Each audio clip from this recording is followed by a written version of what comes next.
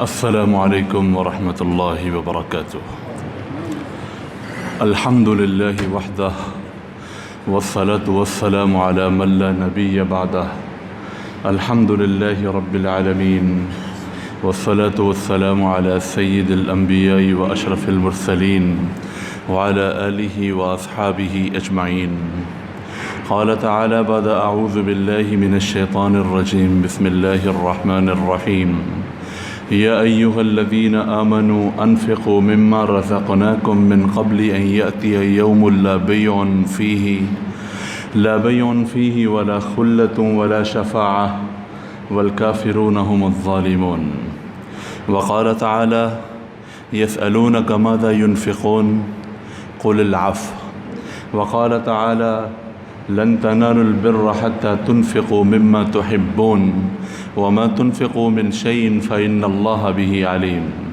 وقال النبي صلى الله عليه وسلم من لم يهتم بأمر المسلمين فليس منا۔ وقال النبي صلى الله عليه وسلم من كان في حاجة أخيه كان الله في حاجته۔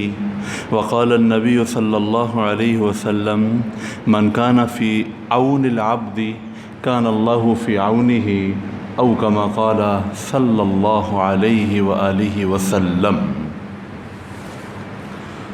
میرے محترم بھائی اور دوستو، اس وقت ہمارا پیارا وطن پاکستان جن حالات سے دوچار ہے، ہمارے کروڑوں مسلمان بہن بھائی بچے وہ جن مصیبتوں کا سامنا کر رہے ہیں، ہم یہاں میدانی علاقوں میں رہنے والے، اپنے گھروں میں آرام سے سونے والے، ہم اس کا تصور بھی نہیں کر سکتے۔ آپ اندازہ فرمائیں کہ اہل محلہ سوئے ہوئے ہیں، رات کو بڑے امن امان سے سوئے، سوتے سوتے ہی ایسا سیلاب آیا کہ رات کو تو وہ اپنے مکانوں میں، اپنے گھروں میں بڑے امن سے سوئے تھے، لیکن صبح نہ ان کے مکانات کا کوئی نام و نشان تھا، ان کے کئی بچے کھو گئے، ان کی مائیں کھو گئیں۔ کتنے ایسے لوگ ہیں جو سیلاب کی نظر ہو گئے، بہہ گئے۔ بڑی گھمبیر صورتحال ہے۔ آپ سب سے کچھ بھی مخفی نہیں ہے، سب کچھ آپ کے سامنے ہے۔ سوشل میڈیا پہ آپ کو کیا کچھ دکھایا جا رہا ہے، کیسی کیسی بیچارگی ہے، کیسی کیسی لاچاری ہے۔ کبھی سوچا تھا کہ محلوں کے اندر کشتیاں چلیں گی، میدانی علاقوں میں کشتیاں چلیں گی اور سڑکوں کا نظام یوں درہم بھرم ہو جائے گا؟ کتنی ایسی ویڈیوز دیکھی کہ کشتی محلے میں جو پہلے محلہ تھا اب وہ ایک جھیل بن چکا ہے، اب وہ ایک دریا کی شکل اختیار کر چکا ہے وہ علاقے، کہ کشتی چل رہی ہے، مکانوں کی کچھ مکانوں کی چھتیں نظر آ رہی ہیں، اکثر مکان پانی میں ڈوب چکے ہیں چھتوں تک، اور درختوں کے سرے نظر آ رہے ہیں۔ حالانکہ وہاں لوگ آباد تھے، ان کے مال مویشی تھے، کروڑوں جانور جن پر ان اہل علاقہ کا سارے سال کے روزگار کا انحصار تھا، وہ پانی میں بہہ گئے، بچے بہہ گئے، بوڑھے بہہ گئے۔ کیا کیا مناظر ان گناہگار آنکھوں نے دیکھے ہیں، کتنی پریشانی کے عالم میں ہیں ہمارے مسلمان بہن بھائی، ہم اس کا تصور نہیں کر سکتے۔ اللہ نے ہمیں کیسی عافیت عطا فرمائی ہوئی ہے اپنی رحمت سے، ہم اپنے گھروں میں اے سی کے اندر بیٹھ رہے ہیں، یہاں لائٹ کا سسٹم منقطع نہیں ہے، یہاں گیس کا سسٹم منقطع نہیں ہے، اپنی مرضی کے کھانے پینے ہم کھا رہے ہیں، اللہ ہمیں کھلا رہا ہے، لیکن اس وقت پورا پاکستان آزمائش سے دوچار ہے۔ جن لوگوں پر اتنی کڑی آزمائش آئی، جن کے گھر صفحہ ہستی سے مٹ گئے، جن کے محلوں اور علاقوں کے نام و نشان صفحہ ہستی سے مٹ گئے، وہ علاقے جہاں ہر طرف مکانات ہی مکانات تھے وہ چٹیل میدان بن گئے۔ اور ان کے مکین بیچارے سڑکوں پہ آ گئے، اور ان کے پاس خیمے نہیں ہیں، ان کے پاس رہنے کا کوئی سسٹم نہیں ہے۔ پلاسٹک، یہ جو پلاسٹک کے اندر انہوں نے اپنے آپ کو چھپایا ہوا ہے، یہ جو سفید رنگ کا شیشہ پلاسٹک ہوتا ہے، اور ان کی عورتوں کے لیے قضاء حاجت کے کوئی خیمے نہیں ہیں، کوئی جگہ نہیں ہے۔ ہم اس کا تصور نہیں کر سکتے کہ ہمارے مسلمان بہن بھائی کن پریشانیوں سے دوچار ہیں، ان پر کیا گزر رہی ہے۔ کل میں نے ایک ویڈیو دیکھی کہ بہت سے لوگ ایک جگہ پہ اکٹھے ہوئے ہیں، ایک مولانا صاحب دعا کروا رہے ہیں سرائکی زبان میں، اور انہوں نے دعا کرواتے کرواتے انہوں نے بھی اور وہاں جو دوسرے لوگ تھے انہوں نے اپنی پگڑیاں اتار کر حضور صلی اللہ علیہ وسلم کا واسطہ دے کر، حضور صلی اللہ علیہ وسلم کی سنت پگڑی کا واسطہ دے کر، یا اللہ تو ہمیں ان حالات سے دوچار نہ فرما، ہمیں ان حالات سے نکال دے کہ ایسے ایسے دکھی مناظر میرے بھائیوں دیکھنے کو مل رہے ہیں۔ حضور صلی اللہ علیہ وسلم نے ارشاد فرمایا، المؤمنون کرجل واحد، سارے کے سارے ایمان والے ایک جان کی طرح ہیں، ایک مسلمان ایک آدمی کی طرح ہے۔ ان اشتکا عینہ اشتکا کلہ، کہ جس طرح سے کسی آدمی کی آنکھ میں درد ہوتا ہے پورا جسم اس درد کو محسوس کرتا ہے، کسی کے سر میں درد ہوتا ہے پورا جسم اس درد کو محسوس کرتا ہے، یوں ہی مسلمان ایک جان کی مانند ہیں کہ اگر مسلمانوں کے ایک گروہ، مسلمانوں کے ایک علاقے، مسلمانوں کی ایک جماعت پر کوئی مصیبت آتی ہے تو دوسرے مسلمان چین سے نہیں بیٹھ سکتے، ان کو بھی ان کا درد پورا محسوس ہوگا، وہ بھی اسی طرح اپنے آپ کو مصیبت و پریشانی کے اندر مبتلا سمجھیں گے کہ ہمارے مسلمان بہن بھائی وہ ان پریشانیوں سے دوچار ہیں۔ صبح سندھ میں کتنی ہلاکتیں، کتنی بربادیاں، صبح پنجاب کے جنوبی علاقہ جات میں کیا کچھ ہو گیا، اور ابھی تو خیبر پختونخوا، بلوچستان، چاروں صوبے میرے بھائی اور دوستوں متاثر ہیں۔ اور اس وقت ہماری آزمائش یہ ہے کہ ہم لوگوں نے، جن کو اللہ نے عافیت عطا فرمائی ہوئی ہے، جن کو اللہ رب العزت نے ثروت عطا فرمائی ہوئی ہے، وہ جتنا ہو سکے بڑھ چڑھ کے اپنے مسلمان بہن بھائیوں کے کام آئیں، ان کی مدد کریں۔ یہ اس وقت ان کا امتحان تو ہے ہی، ہمارا بھی امتحان اللہ پاک لے رہے ہیں کہ ہم اپنے دل کے اندر کتنا مسلمانوں کا درد رکھتے ہیں۔ سبحان اللہ، ایک کتنی پیاری حدیث ہے۔ حضرت ابو ہریرہ رضی اللہ تعالیٰ عنہ کہتے ہیں، میں نے حضور صلی اللہ علیہ وسلم سے سنا، حضور صلی اللہ علیہ وسلم فرماتے ہیں کہ قیامت والے دن اللہ رب العزت ایک بندے کو بلائیں گے، اور اللہ اس بندے سے کہیں گے کہ میں بیمار تھا دنیا میں، تو نے میری عیادت نہیں کی۔ وہ کہے گا، یا اللہ تو رب العالمین ہے، سارے جہانوں کو شفائے تو دیتا ہے، تو کہاں سے بیمار ہو سکتا ہے؟ فرمایا، میرا فلاں بندہ بیمار تھا، تو اس کی عیادت کو نہیں گیا، اگر تو اس کی عیادت کو جاتا تو میرا اجر، میری رحمت وہیں پر پاتا، مجھے بھی وہیں پاتا، ثواب وہیں پاتا۔ پھر فرمائیں گے، میرے بندے میں بھوکا تھا، تو نے مجھے کھانا ہی نہیں کھلایا۔ یا اللہ، میں آپ کو کیسے کھانا کھلا سکتا ہوں؟ آپ تو رب العالمین ہیں، سارے جہانوں کو آپ کھانا کھلا رہے ہیں، میرا فلاں بندہ بھوکا تھا، تو نے اس کو کھانا نہیں کھلایا، اگر تو اس کو کھانا کھلاتا تو مجھے بھی وہیں پاتا، یعنی میری رحمت کو بھی وہیں پاتا۔ میرے بندے میں پیاسا تھا، تو نے مجھے پانی نہیں پلایا۔ یا اللہ، تو کیسے پیاسا ہو سکتا ہے؟ تو تو رب العالمین ہے، تو تو پانی کا خالق ہے، تو تو پانیوں کا مالک ہے، تو کیسے پیاسا؟ تو تو کھانے پینے سے پاک ہے۔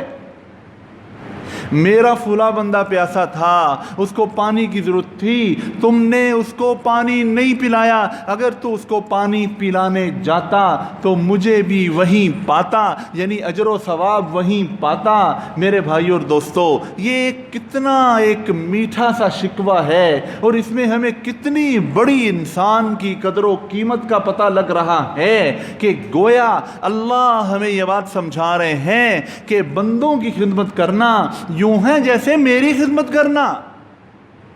الخلق عیال اللہ، ساری کی ساری مخلوق اللہ کا کنبہ ہے۔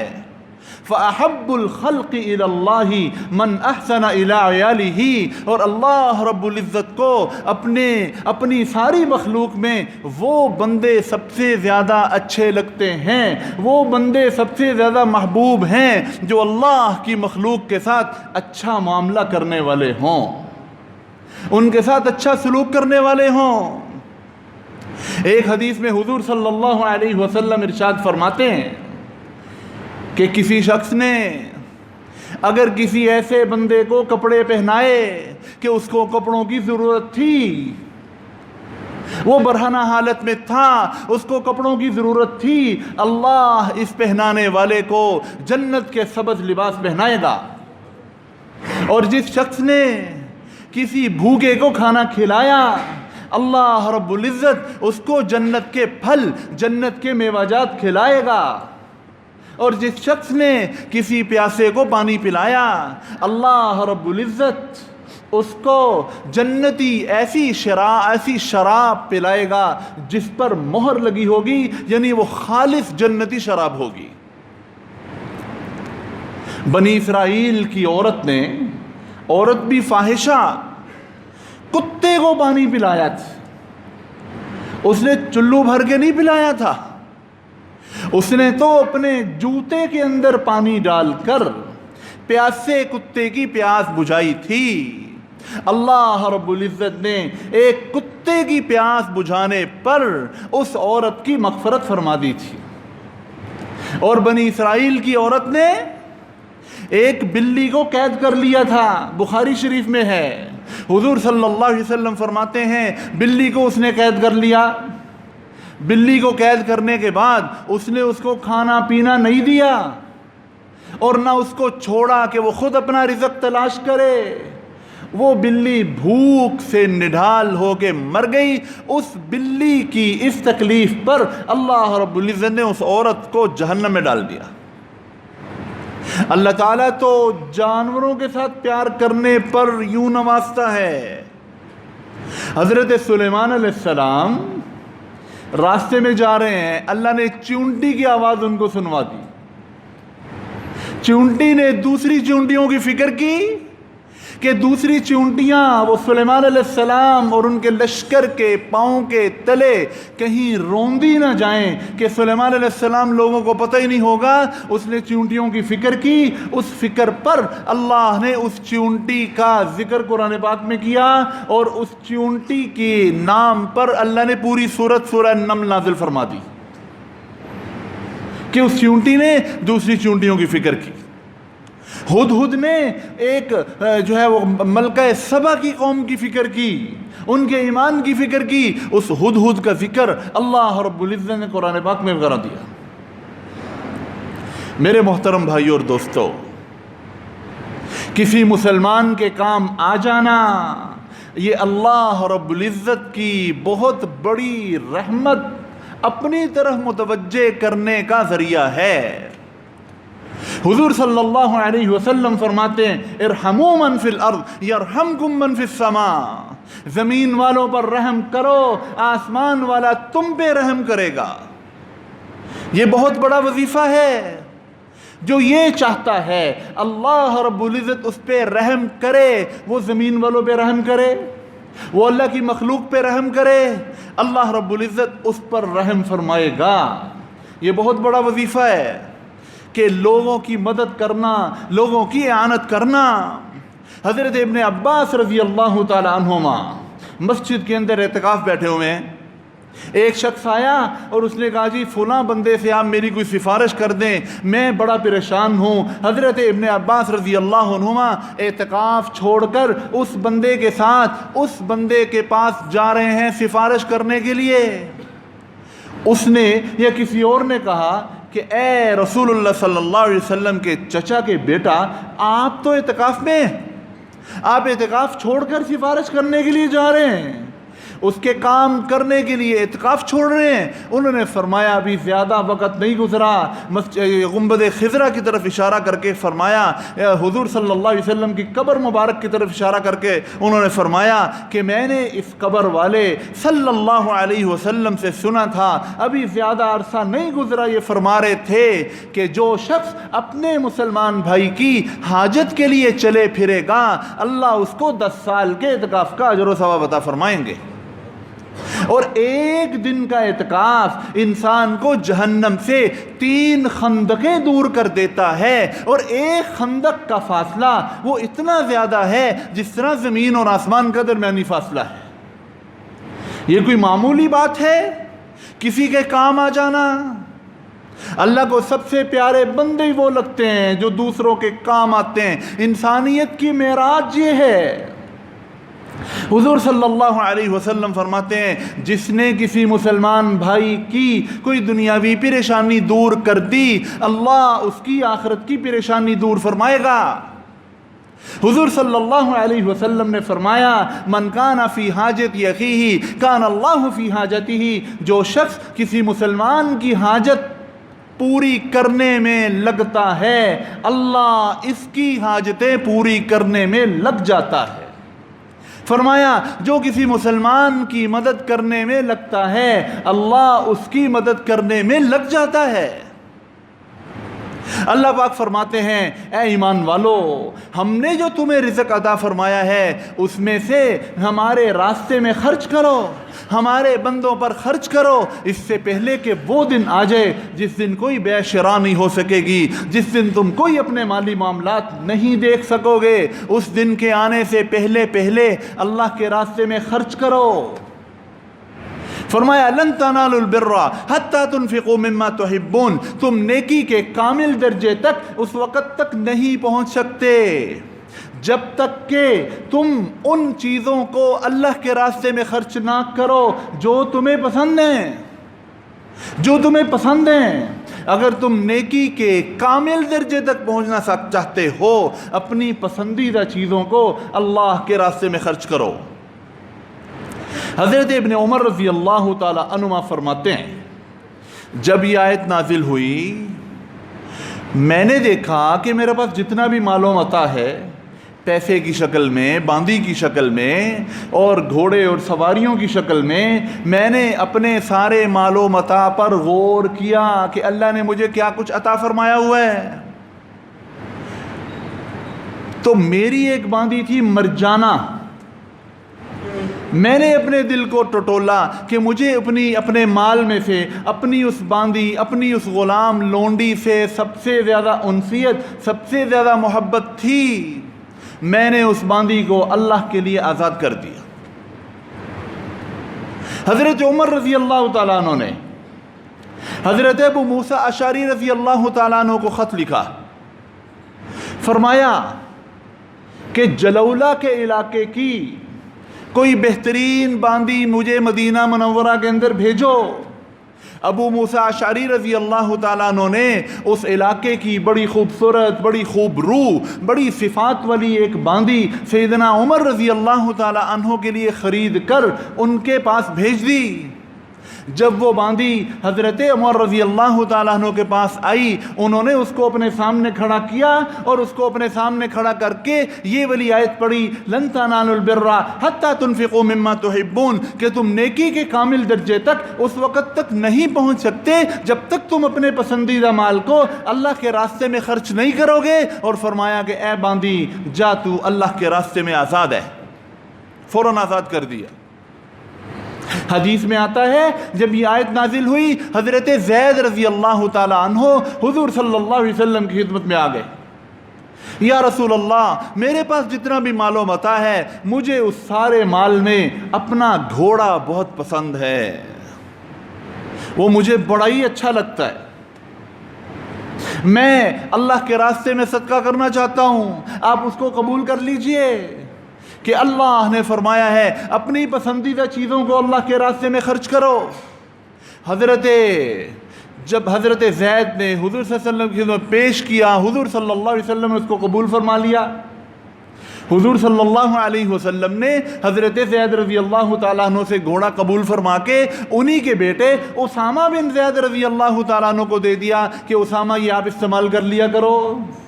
حضرت زید رضی اللہ تعالیٰ عنہ کو تو خوش ہونا چاہیے تھا کہ صدقہ بھی ہو گیا اور گھر کا مال گھر میں رہ گیا، لیکن وہ ہمارے جیسے نہیں تھے، وہ تو لگا کے خوش ہونے والے تھے، وہ تو مال کو اللہ کے راستے میں دے کے خوش ہونے والے تھے۔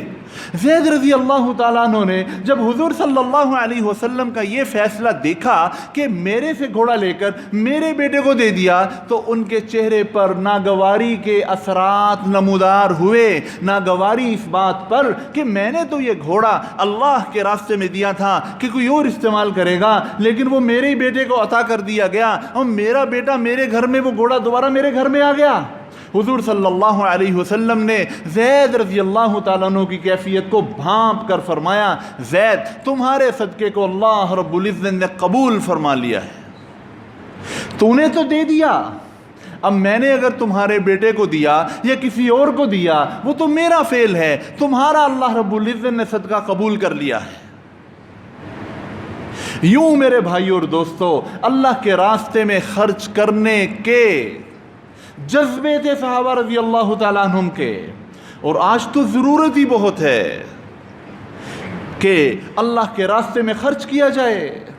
حضور صلی اللہ علیہ وسلم ارشاد فرماتے ہیں کہ روزانہ صبح کو آسمان سے 2 فرشتے نازل ہوتے ہیں، ایک فرشتہ دعا مانگتا ہے، اللہم اعط منفقا خلفا، یا اللہ جو تیرے راستے میں خرچ کرتا ہے اس کو اس کا نعم البدل عطا فرما، اس کے مال میں ترقیاں عطا فرما، اس کو اس کا بدل عطا فرما۔ پھر دوسرا فرشتہ دعا کرتا ہے، اللہم اعط ممسکا تلفا، یا اللہ جو مال کو سنبھال کے جوڑ کے رکھتا ہے، تیرے راستے میں خرچ نہیں کرتا، تو اس کے مال کو برباد کر دے، اس کے مال میں سے برکتیں نکال لے۔ روزانہ فرشتے دعا مانگتے ہیں، آ کے روزانہ فرشتے دعا مانگتے ہیں۔ حضور صلی اللہ علیہ وسلم کے پاس یمن کا ایک قافلہ آیا، ان کے چہروں سے مسکنت ٹپک رہی تھی، ان کے لباس انتہائی خستہ حال تھے، غربت ان پہ چھائی ہوئی تھی۔ حضور صلی اللہ علیہ وسلم ان کی اس حالت کو دیکھ کر اتنا پریشان ہوئے کہ حضور صلی اللہ علیہ وسلم کے چہرے انور کا رنگ متغیر ہو گیا ان کی اس حالت کو دیکھ کے۔ فوراً اہل مدینہ کو جمع فرمایا اور ان سے چندے کی اپیل کی، اور ان یمن والوں کی حضور صلی اللہ علیہ وسلم نے خوب مدد اور نصرت کی، ان کو مالا مال کر کے واپس بھیجا۔ حضور صلی اللہ علیہ وسلم سے تو برداشت نہیں تھا یہ۔ آج تو ہمارا ملک عجیب حالات سے دوچار ہے، کتنی پریشانی چھائی ہوئی ہے، کتنے لوگ، ہزاروں گھر صفحہ ہستی سے مٹ گئے، کیا کیا حالات ہیں۔ جو تعداد بتائی جا رہی ہے مرنے والوں کی وہ بہت کم ہے، جو تعداد نقصان کی بتائی جا رہی ہے وہ بہت کم ہے۔ جو لوگ اپنی آنکھوں سے دیکھ کے آئے ہیں وہاں کے حالات، ان سے پوچھو کہ کتنا نقصان ہوا ہے۔ میرے بھائیوں، ہمارے آپ کے کندھوں پر ایک بھاری ذمہ داری عائد ہو گئی ہے۔ اس وقت صدقات کا، اس وقت زکوٰۃ کا سب سے بڑا مصرف ہمارے وہ مسلمان بہن بھائی ہیں جن کے گھر نہیں رہے، جن کے مویشی نہیں رہے، جو خالی ہاتھ 2-3 ہفتے پہلے مالا مال تھے، اب خالی ہاتھ ہیں، ان کے پاس کچھ بھی نہیں بچا۔ سب سے زیادہ زکوٰۃ کے مستحق وہ ہیں، اور وہ ہماری طرف دیکھ رہے ہیں کہ ہمارے وہ مسلمان جن کو اللہ نے عافیت عطا فرمائی ہوئی ہے، جن کو اللہ نے ثروت عطا فرمائی ہوئی ہے، وہ ہماری مدد کے لیے آئیں، وہ ہمارے لیے اموال بھیجیں، ہمارے لیے کھانے کا سامان بھیجیں، ہماری مدد کریں۔ یہ ہمارے اوپر فرض بنتا ہے کہ ہم ان کی مدد کریں۔ ضروری نہیں ہے کہ آپ لاکھوں میں مدد کریں. آپ کے پاس 100 روپے کی گنجائش ہے، آپ 100 روپے کی مدد کریں. حضور صلی اللہ علیہ وسلم ایک غزوے کی تیاری فرما رہے تھے. صحابہ رضی اللہ عنہم میں سے جو اہل ثروت تھے وہ بڑے بڑے مال کے انبار لے کے آ رہے تھے. مسجد نبوی کے صحن میں کھجوروں کا ایک چھوٹا سا پہاڑ بن گیا تھا. اتنا غلہ صحابہ رضی اللہ عنہم نے لا کر اس جہاد کے سفر کی تیاری کے سلسلے میں رسول اللہ صلی اللہ علیہ وسلم کی خدمت میں پیش کیا. حضور صلی اللہ علیہ وسلم کے ایک صحابی ہیں، ان کے پاس کچھ نہیں تھا لیکن ان کے پاس جذبہ سچا تھا کہ میں نے بھی اللہ کے راستے میں کچھ نہ کچھ خرچ کرنا ہے. وہ ساری رات کسی باغ میں، کسی یہودی کے باغ میں جا کر کنویں سے پانی نکال کر اس کے باغ کو سیراب کرتے رہے اور تھوڑی سی کھجوریں لی انہوں نے، اور وہ کھجوریں اس میں سے تھوڑی سی کھجوریں اپنے بچوں کو دی کہ وہ بھی بھوکے تھے، اور باقی تھوڑی سی کھجوریں لے کر مسجد نبوی میں جب داخل ہو رہے ہیں دیکھا کہ یہاں تو انبار لگے ہوئے ہیں. لیکن مدنی کریم صلی اللہ علیہ وسلم نے ان کو دیکھ لیا کہ وہ یہ اتنے زیادہ غلے کے انبار کو دیکھ کر انہیں اپنا وہ صدقہ بڑا حقیر سا محسوس ہوا. انہیں یہ بہت تھوڑا سا لگا. حضور صلی اللہ علیہ وسلم نے ان کو آگے بلایا اور فرمایا یہ تو بہت ہی بابرکت صدقہ ہے. ان کے صدقے کو لے کے پورے غلے پر بکھیر دیا کہ اس کی برکتیں پورے صدقے کے جتنے بھی اموال ہیں ان سب میں پھیل جائیں. اللہ جذبات کو دیکھتا ہے. کسی میں 10 روپے کی گنجائش ہے، کسی میں 20 کی گنجائش ہے. جس میں جتنی گنجائش ہے وہ اپنے مسلمان بہن بھائیوں کی مدد کے لیے اٹھ کھڑا ہو. جو وہاں خود جا سکتے ہیں وہاں جا کے ان کی مدد کریں. دیکھیں آپ کا دل اللہ کے شکر سے لبریز ہو جائے گا. آپ اپنے گھروں کو دیکھیں اور وہاں جا کے ان کے حالات کو دیکھیں، آپ اللہ کے شکر میں ڈوب جائیں گے. آپ کو زندگی جینے کا ایک نیا قرینہ ملے گا. آپ کو پتہ لگے گا کہ میں کتنا نا شکر ہوں. شکر کی کیفیت آپ کو نصیب ہوں گی. جو جا سکتے ہیں وہاں جا کے خود اپنے ہاتھوں سے ان میں تقسیم کریں. ورنہ کتنے ایسے ادارے ہیں جہاں جس بھائی کا جس ادارے پر دل مطمئن ہے، جس پر اس کو بھروسہ ہے، جس پر دل کی تسلی ہے، ان کو اپنے اموال دیں جتنے ہو سکتے ہیں. ان کو اپنے اموال دیں کہ وہ آپ کے نمائندے بن کے جا کے ہمارے مسلمان بہن بھائیوں کی مدد کریں. کتنے لوگ اپنے طور پر بھی کر رہے ہیں. بڑے بڑے معتبر ادارے ہیں. مولانا طارق جمیل صاحب کا MTJ فاؤنڈیشن بھی ہے، عدنان کاکا خیل صاحب کا ہے، انصار الاسلام ہے، الخدمت فاؤنڈیشن ہے. یعنی جس پر آپ کا دل کرتا ہے، جس پر آپ کا اعتماد ہے، آپ اپنے اموال ان کو جمع کروائیں.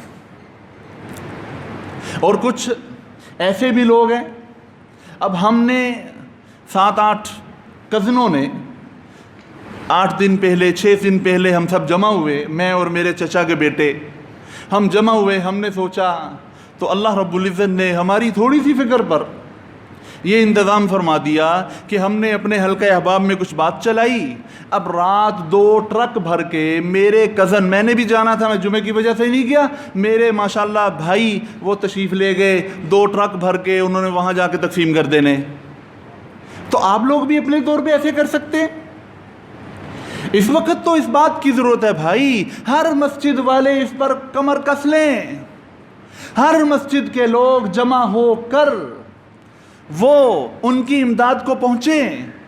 ان کے پاس خیمے نہیں ہیں، ان کے پاس کپڑے نہیں ہیں، ان کے پاس بستر نہیں ہیں، ان کے پاس چولہے نہیں ہیں، سلنڈر نہیں ہے. بے شمار زندگی کی اہم ترین ضروریات سے وہ لوگ بالکل محروم ہو چکے ہیں. تو یہ اس وقت بھائی اللہ بھی مجھے اور آپ کو دیکھ رہا ہے کہ ہم کیا کرتے ہیں، اور وہ لوگ بھی ہمارے منتظر ہیں. لہذا یہ ہمارا فرض بھی بنتا ہے، ہمارا اخلاقی فریضہ بھی بنتا ہے کہ ہم اپنے مسلمان بہن بھائیوں کی مدد کریں.